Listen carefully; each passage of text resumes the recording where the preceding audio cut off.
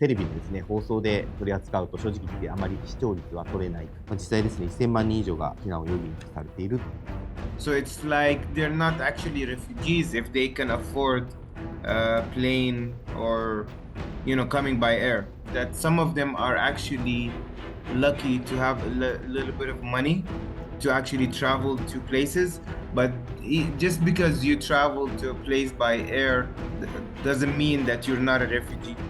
家族を避難させないといけない。で実際再会できるかどうかもわからないっていう状況で家族をバス停で見送る。そのシーンっていうのは自分の中ですごくオーバーラップする。日本においては特に今、移民問題ってあると思う、すごく大きな関心を寄せてると思うので、そこで移民と難民の違い、どういった目的、どういった状況で日本に来ているのかっていう部分っていうのはやっぱりはっきりさせていく。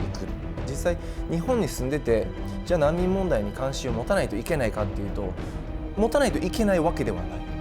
実際日本にもたくさんの問題があるから。だけどやっぱり世界でこういう問題が起こってる。で日本にいて自分にも何かできることがあるのならば。テレビ東京の中村ワタルです。テレビでは伝えきれないような国際情勢に関するニュースをお伝えしているこのコーナーですが、今回はですね、前回に引き続きなんですけども、難民というテーマについてお伝えしたいと思います。はい、日本ではなかなか難民という言葉馴染みがないというのと、遠い話だと捉えられがちということで、ちょっとやらしい話をすると、テレビでですね、放送で取り扱うと正直言ってあまり視聴率は取れないというのが、実態です。ただですね、少しでも大事なテーマでありますので、少しでも知ってもらいたいということで、今回は取り上げているということです。今、後ろに映っていますけどもですね、日本で今、20回目の難民映画祭というのが開催されています。来月7日までに9つのドキュメンタリー作品をですね、劇場とオンラインで上映するというイベントです。はい、開幕イベントがあったんですけども、そこではですね、俳優の石原さとみさん、主催している UNHCR 国連難民高等弁務官事務所の親善大使で、世界で活躍している侍ギタリスト、Miyaviさんも登場しました。はい、真ん中にいる方ですね。またですね、その隣にいるのは、俳優のさえこさんです。後ほどこのMiyaviさんの個別取材をしたインタビューの動画というのもお伝えしたいと思います。このMiyaviさんですね、UNHCR の特使を務めているアンジェリーナ・ジョリーさんからのですね、紹介といいますか、アンジェリーナ・ジョリーさんとの交流を通じて難民の現状とか、UNHCR の活動を知って親善大使をすることになったということです。また音楽を通じてですね、できることをしたい。これで何か貢献したいということで、実際楽曲を作ったりしてですね、難民の方たちと交流したり、こういう、宣伝のイベントですね、啓発イベントなんかにも非常に参加していると、かなり熱心に UNHCR に、コミットしているという方になります。はい。さらにですね、Miyaviさんのインタビューと別にもう一人、今回の映画祭にも参加している方に取材をしています。ドキュメンタリー映画の監督です。今後ろに映っているハルツームという映画の監督ですね。で、監督複数人いるんですけども、イブラヒム・スヌーピーさんという方に取材をしております。これは今の方は出演者なんで違うんですけども、はい。2022年に、スーダンの首都ハルツームで、5人の方のですね、生活を追うということでスタートしているドキュメンタリーになります。で、その後ですね、内戦が激しくなっていく様子なんかも描かれていて、かなり生々しい映画です。で、5人と言ったんですけども、ゴミを集めて生きている2人の少年。また、夢を語っているシングルマザー。で、民主主義を訴えている活動家の方。で、そして、鳩レースを愛しているという公務員の方たちがですね、普段の暮らしの話、映像なんかも見せながら、内戦、内紛によっていろいろと生活が一変していく様子というのが描かれています。実際ですね、1000万人以上が避難を余儀なくされているという、このスーダンの内戦なんですけども、監督たちがですね、様々な工夫をして、これを記録に残して、現地にいた人たちの声を残そうとしたというのが本当にわかる映画になっています。はい、これ今、非常に激しい戦闘のシーンですね、放水車なんかも出ております。これですね、作品としてはですね、映像の作り手としても非常に興味深いものになっています。様々な合成映像というのが使われている。ちょっとこの後もしかしたら出てきます。これなんかまさに合成映像を使っているシーンなんです。はい。現地での取材映像もたくさん出てくるんですけども、この合成映像、これもそうですね。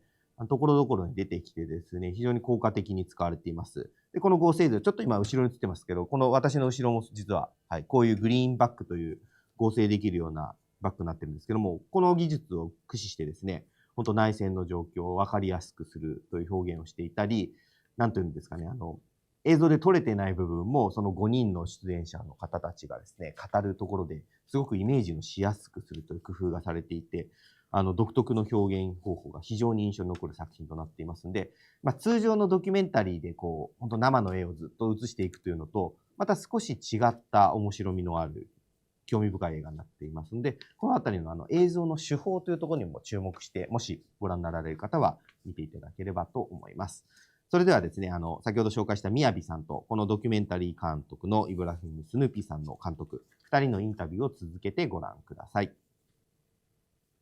Okay, let's get started. Thank you for taking your time. Yeah, I'm very looking forward to seeing you. Thank you so much. So, could you introduce yourself to the Japanese viewer?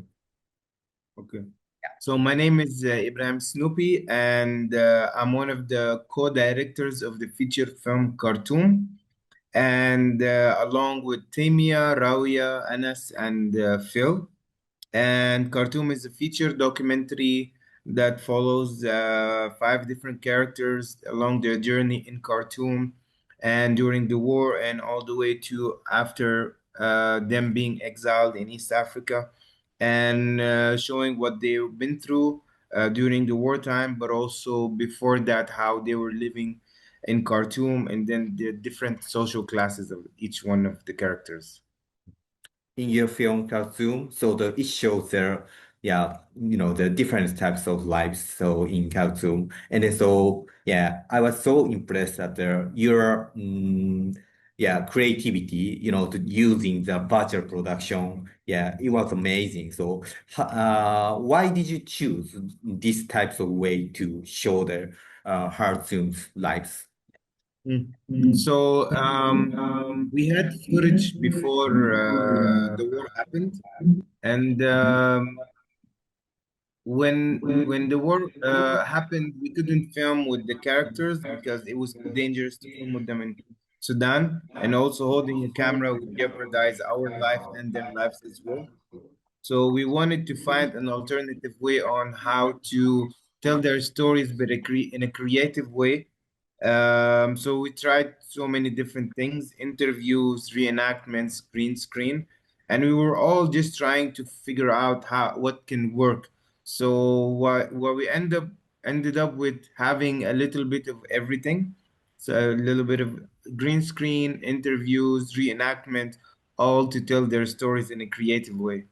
On screen at the Refugee Film Festival in Japan by UNCL. So, what message do you want to convey to the Japanese audience?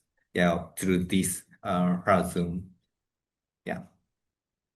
I guess that the message that I want to give out is that I would encourage people to know more about Sudan, because in the last 30 years, with the old regime, they were trying to distance us from the world and isolate us. So it's a little bit unknown to the world, Sudan. So I would encourage people to know more about Sudan, to read about it, and also to know the Japanese ties with Sudan, because a lot of Japanese companies were there, and they were supporting Sudanese community in many different ways. I think JICA is Japanese, right? Yeah. And so many different projects were supported by JICA, and there were a lot of collaborations, and I know a lot of people were in these projects. So to read more about Sudan, and also try to figure out how to establish a long-term relationship with Sudan in the future, and try to bond even more. So it's a little bit difficult to film in Sudan at the moment. You need a lot of clearances, but also even if you get clearances, there's always someone who just stops you for filming, assuming that you are working for the enemy or opposition. So it's not impossible, because there's always ways of figuring out how to film. But it's very difficult to give out stories on what's happening with people in the concentrate and the camps and in the refugee camps, sorry, and on the ground. And in Khartoum, there's a lot of propaganda on uh, by by the media that it's safe and everything's good back to normal. But most of the people who went there after Khartoum was liberated, they didn't actually find out that Khartoum is livable. The conditions are still bad. The infrastructure is totally destroyed, and life isn't really that well in Sudan at the moment. So it can't really hold all the influx people that have been displaced abroad. So it's going to take a while until Khartoum restores its how it was before, or at least partially, like having water, electricity, and roads, and also taking out all the projectiles and the remainings of the bullets from people's harm. So it's going to take a while until people can actually go back and live again. Great. So how are the circumstances of the refugees from Sudan? So it's increasing now? Um, the most of the refugees or the people were displaced in neighboring countries, somewhere over 10 million people, whether in refugee camps at the borders, like at the Adrid refugee camp at the borders of Sudan and Chad, and also in South Sudan and in Uganda and over here in Kenya. Um, a lot of people also who were fortunate enough or had enough means, they went to Egypt or Ethiopia and somehow live over there or started their own businesses, or some of them are supported by relatives who are in Europe, for example. And the numbers somehow right now are stable because of the stability of Khartoum city, but also the largest numbers are coming out of El Fasher at the moment, to neighboring countries, to refugee camps, especially to some of them can't really move distantly, so they go to the closest refugee camp, which is in Tawila, somewhere around 4 hours, at between 2 to 4 hours from Al Fashir. So most of the people right now are going there. The people, the Japanese who criticize the refugees are, claim the refugees who use the airplane, so overseas, when Mhm. they came to Japan. How can I say that? Fake refugees. They call them fake refugees. Go Mhm. there, they can purchase air ticket, flight ticket. Yeah. So Mm. what the Yeah, thought? What? so it's like they're not actually refugees if they can afford a plane or coming by air. I think that the answer for that, what I said earlier, is that some of them are actually lucky to have a little bit of money to actually travel to places. But just because you travel to a place by air doesn't mean that you're not a refugee. You don't have to walk all the time to be a refugee. Yeah, sure, the mass refugee movement or the exodus is always, running away, walking long distances, but you can still be a refugee even if you're traveling by air, because the reason for that is someone who's seeking refuge where it's not safe anymore to be in his country, and he needs to find a better way of living or better conditions. So everyone goes to the place where they feel safe, but also where they can find some kind of connection. So some people already go to Japan because either they have been there before or they have someone who actually lives there who can create a safe environment for those people temporarily until they find a better solution or they can adapt in that community. So I don't think anyone is loving being displaced or humiliated abroad. And it's only temporary until, like I said, everything becomes or goes back to being stable, and then they would return immediately to their house. Could you tell us your plan for the next film, next pieces?